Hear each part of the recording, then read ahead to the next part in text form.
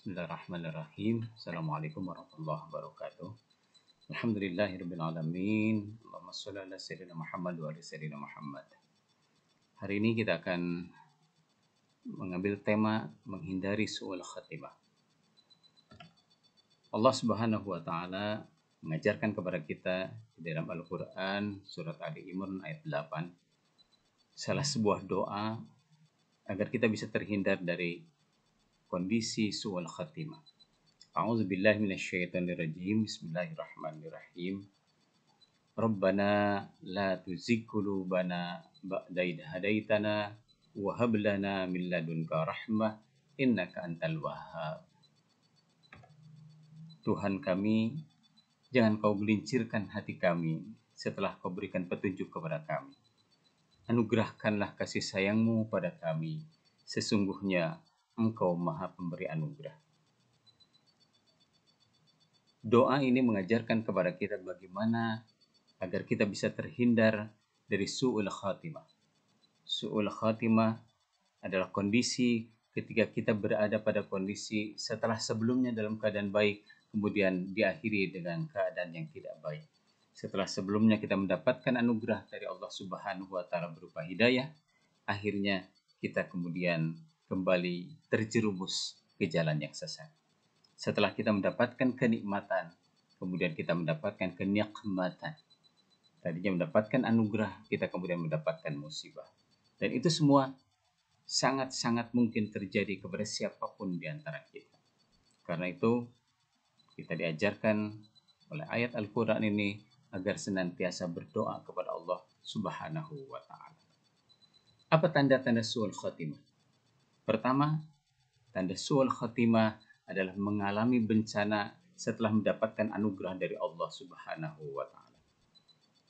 Seperti yang tercantum dalam ayat Al-Qur'an surat An-Nahl ayat 112 ini. A'udzubillahi minasyaitonirrajim. Bismillahirrahmanirrahim. Wadaraballahu mathalan qaryatan kanat aminatan mutmainnatan ya'tiha rizquha ragadan min kulli makan fakafarat bi an'amillah fa'adzaqahallahu libasal ju' wal khawf bima kanu yasnaun. Allah Subhanahu wa taala memberikan perumpamaan sebuah negeri yang aman, tentram dan damai. Rezekinya datang melimpah dari setiap penjuru. Tapi kemudian penduduk itu kafir kepada nikmat Allah Subhanahu wa taala. Dan Allah timpakan kepada mereka pakaian kelaparan, ketakutan, lantaran apa yang mereka lakukan. Ayat ini menjelaskan kepada kita keadaan su'ul khatimah sebuah negeri. Ketika sebelumnya Allah Subhanahu wa taala berikan rasa aman, berikan ketentraman, berikan limpahan rizki dari berbagai penjuru kepada negeri itu. Baldatun thayyibatun wa rabbun ghafur. Tapi kemudian ketika penduduknya kufur, Allah Subhanahu wa taala ubah nikmatnya menjadi nikmat, ubah semua rezekinya menjadi sebuah malapetaka. Yang tadinya mereka aman, yang tadinya mereka tentram, yang tadinya mereka mendapatkan limpahan rezeki dari Allah Subhanahu wa taala, kemudian Allah timpakan kepada mereka pakaian kelaparan, ketakutan, lantaran apa yang mereka lakukan. Jadi kondisi setiap orang, kondisi setiap negara, kondisi setiap negeri, siapapun dia, kalau dia tidak bisa mempertahankan keimanannya kepada Allah Subhanahu wa taala, mensyukuri nikmat Allah Subhanahu wa taala, maka dia akan termasuk orang-orang yang akan mendapatkan su'ul khatimah. Yang kedua, yaitu mengalami kekafiran atau kedurhakaan setelah ia memperoleh keimanan dan ketakwaan kepada Allah Subhanahu wa taala. Tidak sedikit orang yang dulunya dia beriman kepada Allah, yang dulunya ia saleh, dulu dekat dengan Allah Subhanahu wa taala, tapi karena kemudian dia menjauhi Allah Subhanahu wa taala, jadilah orang itu mendapatkan su'ul khatimah. Ada 4 golongan manusia yang dibenci oleh Allah Subhanahu wa taala berdasarkan hadis An-Nasa'i ini. Pertama, pedagang yang suka bersumpah. Kedua, orang fakir yang sombong. Ketiga, orang tua renta yang berzina. Dan keempat, pemimpin yang durhaka. Saya hanya ingin menggarisbawahi poin yang ketiga. Yang dibenci oleh Allah, poin yang ketiga adalah orang tua renta yang berzina. Dia sudah, tentu berzina adalah perbuatan yang sangat besar dosanya. Bagi pemuda sekalipun, bagi siapapun, ketika dia berzina, dia akan mendapatkan dosa yang besar. Tapi bagi orang tua yang sudah renta dan dia tetap berzina, maka dia akan mendapatkan selain kedurhakaan, selain dia mendapatkan dosa yang besar, dia pun akan ditimpa mendapatkan su'ul khatimah. Selanjutnya, orang yang tadinya mendapatkan kenikmatan berupa ilmu pengetahuan dari Allah Subhanahu wa taala, bahkan sampai pada tingkat seorang yang alim. Ada seorang ulama pada zaman Nabiullah Musa alaihissalam, dia bernama Bal'am bin Ba'ur. Allah Subhanahu wa taala mengingatkan dengan ayat Al-Qur'an ini, surat Al-A'raf ayat 175. A'udzubillahi minasyaitonirrajim. Watlu alaihim naba alladzi atainahu ayatina fansalakha minha fa'atbahu syaitan fakana minal ghawin. Artinya, dan bacakanlah kepada mereka berita orang yang telah kami berikan kepadanya ayat-ayat kami, pengetahuan tentang isi Al-Quran, Alkitab. Kemudian dia melepaskan diri dari ayat-ayat itu.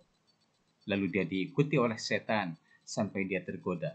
Maka jadilah dia termasuk orang-orang yang sesat. Ayat ini berkaitan dengan Bal'am bin Ba'ur, yaitu salah seorang ulama pada masa Nabiullah Musa alaihissalam, yang tadinya diberi ilmu yang begitu tinggi oleh Allah Subhanahu wa taala.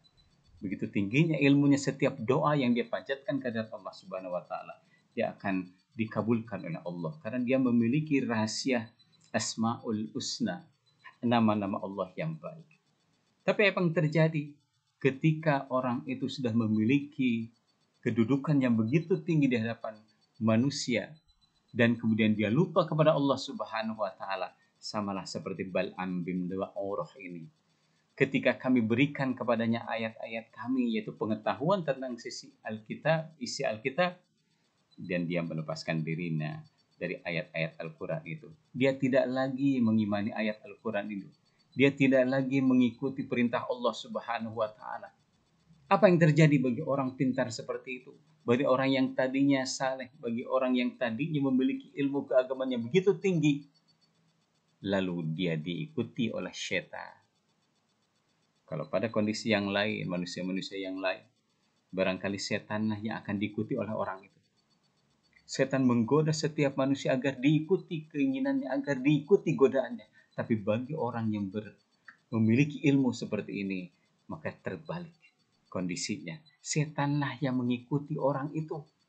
Bayangkan, setan yang seharusnya memiliki punya peran untuk mengganggu manusia melakukan kejahatan, melakukan keburukan, bermaksiat kepada Allah Subhanahu wa taala, maka di sisi ini malah setan yang mengikuti orang yang alim, orang yang pintar tadi, ulama tadi. Karena ulama itu, orang alim itu, orang pintar itu tidak mengamalkan apa yang sudah dia dapatkan dari Allah Subhanahu wa taala. Maka dia termasuk orang-orang yang sesat. Ayat selanjutnya memberitahukan kepada kita, walau syi'na la rafa'nahu biha walakinnahu akhlada ilal ard fattaba' hawahu famathaluhu kamathalil kalb in tahbil alaihi yalhas aw tatruku yalhas dzalika mathalul qaumil ladzina kadzdzabu biayatina faqsusil qasas la'allahum yatafakkarun. Dan kalau kami menghendaki, sesungguhnya kami tinggikan derajatnya dengan ayat-ayat itu. Tetapi dia cenderung kepada dunia dan menurutkan hawa nafsunya yang rendah. Maka perumpamaannya seperti anjing. Jika kamu menghalaunya, dia julurkan lidahnya. Dan jika kamu membiarkannya, dia juga menjulurkan lidahnya. Na'udzubillah min dzalik. Kondisi manusia yang tadinya mendapatkan ilmu dari sisi Allah Subhanahu wa taala disebut sebagai orang yang alim, orang yang saleh sehingga banyak pengikutnya, tapi kemudian dia akhlada alal ard, dia ingin cenderung kepada kehidupan dunia, fatbaha hawahu, maka kemudian dia mengikuti hawa nafsunya. Perumpamaan manusia seperti itu, naudzubillah, sama seperti perumpamaan anjing. Wa in tahmil alaihi yalhas atau tatrukhu yalhas. Anjing itu kalau kamu usir dia akan menjulurkan lidahnya, dia akan menggonggong. Dan kalau dia diamkan juga, dia tetap akan menjulurkan lidahnya, dia akan menggonggong.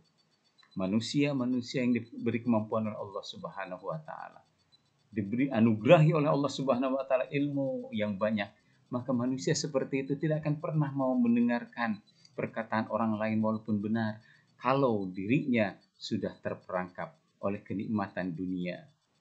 Dia sudah merasakan bagaimana nikmatnya dunia dan dia tidak ingin keluar dari kehidupan itu, padahal kehidupan dunia itu adalah kehidupan yang sangat rendah karena mengikuti hawa nafsunya. Maka contoh manusia seperti ini sama seperti anjing, kata Al-Quran. Dan satu-satunya perumpamaan Allah Subhanahu wa taala yang menurut saya itu sangat-sangat rendah, sangat-sangat kasar hanya dalam ayat ini. Dalam ayat yang lain Allah Subhanahu wa taala mengumpamakan ada orang-orang yang seperti ba'udatan, sama seperti nyamuk. Ada perumpamaan yang lain lagi yang diumpamakan orang yang sumun bukmun umyun fahum la yarji'un. Tapi perumpamaan yang paling jelek, yang paling rendah, yang paling kasar Allah Subhanahu wa taala berikan adalah kepada manusia yang diberikan anugerah oleh Allah Subhanahu wa taala berupa ilmu yang tinggi sehingga diikuti oleh manusia, tetapi kemudian dia tidak melanjutkan perintah Allah Subhanahu wa taala, tidak mengamalkan apa yang sudah diberikan oleh Allah Subhanahu wa taala. Nauzubillah min dzalik. Karena bagi orang seperti ini, setanlah yang mengikuti dia, bukan dia yang mengikuti syaitan. Selanjutnya, ayat yang selanjutnya, Allah Subhanahu wa taala berfirman, sa'a masalan lil qaumul ladzina kazzabu bi ayatina wa anfusahum kanu yadzlimun. Demikian itulah perumpamaan orang-orang yang mendustakan ayat-ayat kami, kata Allah Subhanahu wa taala. Maka ceritakanlah kepada mereka kisah orang-orang seperti itu agar mereka mau berpikir. Amat buruklah perumpamaan orang-orang yang mendustakan ayat-ayat kami, dan kepada diri mereka sendirilah mereka berbuat zalim sesungguhnya. Ini kelanjutan ayat dari tadi, ayat yang tadi, ketika Allah Subhanahu wa taala berikan nikmat kepada seseorang berupa ilmu pengetahuan yang tinggi, tapi kemudian dia menyalahgunakan ilmunya itu, maka diumpamakan dia seperti seekor anjing yang walaupun dia diberitahu ataupun tidak diberitahu, dia tetap akan menunjukkan maksiatnya kepada Allah Subhanahu wa taala. Dan ini adalah kisah-kisah yang benar. Ini adalah perumpamaan dalam Al-Quran yang banyak terjadi, yang menyebabkan orang-orang yang tadinya beriman, orang-orang yang tadinya merasakan nikmatnya takwa, tapi diakhiri dengan kekafiran karena dia su'ul khatimah. Bagaimana cara kita berlindung dari su'ul khatimah? Satu-satunya cara kita agar bisa kita berlindung dari su'ul khatimah adalah melakukan tazkiyatun nafs secara terus-menerus. Apa yang maksud dengan tazkiyatun nafs? Kita sucikan diri kita terus-menerus. Kita berupaya setiap waktu, setiap saat agar kita terlindung dari godaan setan, agar kita tidak melakukan perbuatan maksiat kepada Allah Subhanahu wa taala. Misalnya ketika kita melaksanakan ibadah Ramadan sekarang ini, waktu demi waktu, jam demi jam itu sebetulnya harus bermanfaat bagi kita karena kita sedang berpuasa. Tapi ketika Rasulullah Shallallahu Alaihi Wasallam mengingatkan kepada kita, kam min so'imin laisa lahu min siyamih illal ju' wal 'atash. Betapa banyak orang yang berpuasa, tapi dia tidak bisa merasakan nikmatnya puasa kecuali lapar dan haus saja. Karena apa? Karena dia tidak bisa menghindarkan dirinya dari perbuatan-perbuatan maksiat. Dia tidak bisa bertazkiyatun nafs. Dia tidak bisa menjaga dirinya. Dia tidak bisa melawan godaan syaitan. Padahal kita diperintahkan oleh Allah Subhanahu wa taala untuk senantiasa berlindung kepada Allah agar bisa terhindar dari su'ul khatimah. Kenapa harus terus-menerus? Karena kalau satu saat saja kita tergelincir, ayat Al-Qur'annya, doanya mengatakan kepada kita, Rabbana la tuzigh qulubana ba'da idh hadaitana. Ya Allah, Tuhan kami, jangan gelincirkan hati kami. Ba'da idh hadaitana, setelah Kau berikan petunjuk kepada kami. Artinya Allah Subhanahu wa taala sudah memberikan petunjuk kepada kita, tapi karena kelalaian kita, kemudian kita tergelincir kepada jalan yang salah. Maka yang terjadi adalah kondisi apapun awalnya kita, sehebat apapun kita, sebaik apapun kita, seluhur apapun makom kita di hadapan Allah Subhanahu wa taala, bisa istidraj, bisa jatuh ke tempat yang paling bawah bahkan.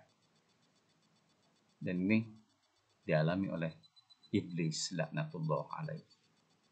Iblis dulunya adalah makhluk yang oleh Allah Subhanahu wa taala diberikan kedudukan yang tinggi di antara para malaikat. Dia beribadah ribuan tahun. Bahkan dalam salah sebuah tafsir disebut sebagai harisul jannah, sebagai penjaganya surga. Tapi apa kemudian yang terjadi kepada iblis itu? Ketika Allah Subhanahu wa taala mengatakan kepada seluruh malaikat, wa idh qala rabbuka lil malaikati inni ja'ilun fil ardi khalifah. Qalu ataj'alu fiha may yufsidu fiha wa yasfiku dima wa nahnu nusabbihu bihamdika wa nuqaddisu lak. Ketika Allah Subhanahu wa taala berkata kepada para malaikat, aku akan menciptakan seorang khalifah di muka bumi ini. Para malaikat bertanya, ya Tuhan kami, apakah ataj'alu fiha may yufsidu fiha wa yasfiku dima? Kenapa Engkau akan menciptakan makhluk yang akan berbuat kerusakan dan menumpahkan darah di dunia ini? Tapi Allah kemudian menjawab, inni a'lamu ma la ta'lamun. Aku lebih mengetahui dari apa yang kamu ketahui. Betul. Kemudian dibuktikan oleh Allah Subhanahu wa taala. Diajarkan asma kepada Nabi Adam alaihissalam. Kemudian juga disampaikan wa arada Adam al-asma'a kullaha. Wa 'allama Adam al-asma'a kullaha tsumma aradahum 'alal malaikah. Dan ketika Allah Subhanahu wa taala mengajarkan al-asma kepada Nabi Allah Adam alaihissalam dan kemudian disampaikan kepada malaikat, taulah malaikat bahwa Nabi Adam alaihissalam memiliki keutamaan karena ilmunya dari Allah Subhanahu wa taala. Karena itu, ketika Allah Subhanahu wa taala katakan, bersujudlah kalian semuanya kepada Adam sebagai sujud dan ta'ziman, sujud sebagai penghormatan, sujud yang diperintahkan oleh Allah Subhanahu wa taala. Karena keilmuan yang dimiliki oleh Adam alaihissalam. Fasajadu, semuanya bersujud. Illa iblis, kecuali iblis. Aba wastakbar, dia tidak mau, dia enggan. Kenapa? Karena dia takabur. Dia sudah memiliki kedudukan yang tinggi, dia sudah beribadah kepada Allah Subhanahu wa taala yang banyak. Tapi kemudian dia harus bersujud kepada manusia yang bernama Adam. Dia aba wastakbar. Dia tidak mau, dia enggan, dia takabur. Dalam ayat yang lain ketika ditanya, kenapa, apa yang menyebabkan kamu tidak mau sujud kepada Adam? Ma manakan alla tasjuda li Adam?